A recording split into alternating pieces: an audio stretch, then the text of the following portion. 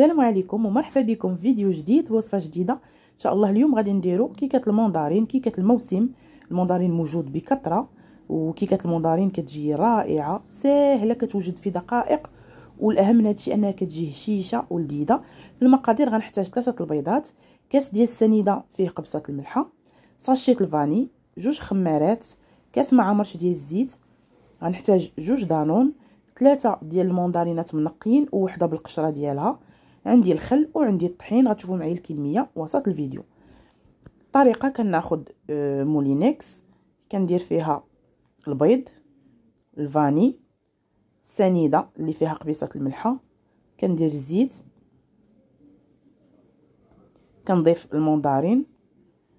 كيف قلت في المجموع كاينين 4، 3 بلا قشره ووحده بالقشره.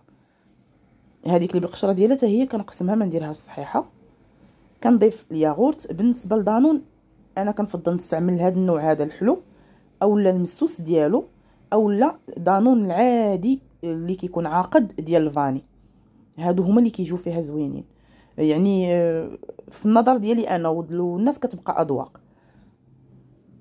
غندير قياس معلقه كبيره ديال الخل وكنطحن الكل مزيان.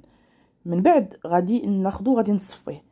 غادي تقول لي علاش غادي نصفيوه حنايا؟ زعما كيكه المندرين ما فيها باس يكون فيها ديك لابولب ديال المندرين، ما صفيناش على قبل لابولب، صفينا على قبل دوك القشره ديك الرقيقه، واللي صفيت على قبله اكثر هما دوك الخيوط ديال المندرين، باش الخليط يكون نقي وصافي.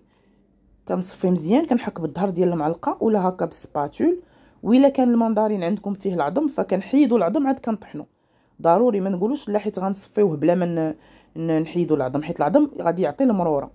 هنا طحين كندير نص الزلافه هي الاولى، كنخلطها مزيان وكنضيف النصف الاخر. من بعد اللي كندوز الزلافه الاولى عاد كنبدا نشوف شحال غادي يخصني، حيت على حساب النوعيه ديال الطحين ديال كل وحده وباش كتخدم. كاين الطحين اللي كيشرب وكاين اللي ما كيشربش. هنا انا من بعد ما درت الزلافه كيف كتشوفوا كتبقى العجينه كتبقى تتبان ليا جاريه، يعني في المجموع خدمت بزلافه وربع، زلافه وربع ديال الطحين. الخليط ما كيكونش جاري وما كيكونش عاقد بزاف. كيف غتشوفوا معايا انا غنحرك وغادي نوريكم القوام ديال الخليط. هنا صافي بانت ليا بدات كتجمع، انتما كيف غتشوفوا يعني كيجي بين وبين، ما كيجيش ثقيل وما كيجيش جاري بزاف. كنضيف 2 خمارات. في هذه الاثناء هذه الفران ديالي راه ديجا درتو يسخن. اللي غيدير الفران ديال الضو كيسخنوا على 160 درجه، وبالنسبه لي انا فران ديال الغاز كنسخنو على عافيه متوسطه، ومن كندخل الكيكه كنقص. هنا راه تقدر تبان لكم ثقيله، ولكن راه داك القياس اللي درت ليها راه هو اللي درت، يعني زلافه وربع.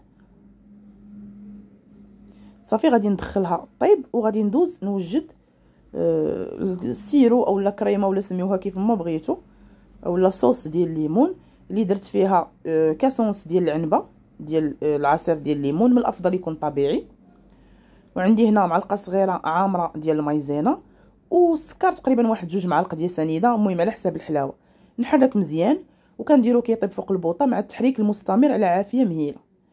هنا من بعد ما خرجتها من الفران انا كنت مزروبه بها، راها باقا سخونه، فانتوما من الافضل تصبروا عليها شويه حتى تزيد تبرد، يعني تكون هي بارده ويكون ديك لاصوص ديال الليمون تكون دافيه، ما يكونوش بجوجهم سخان.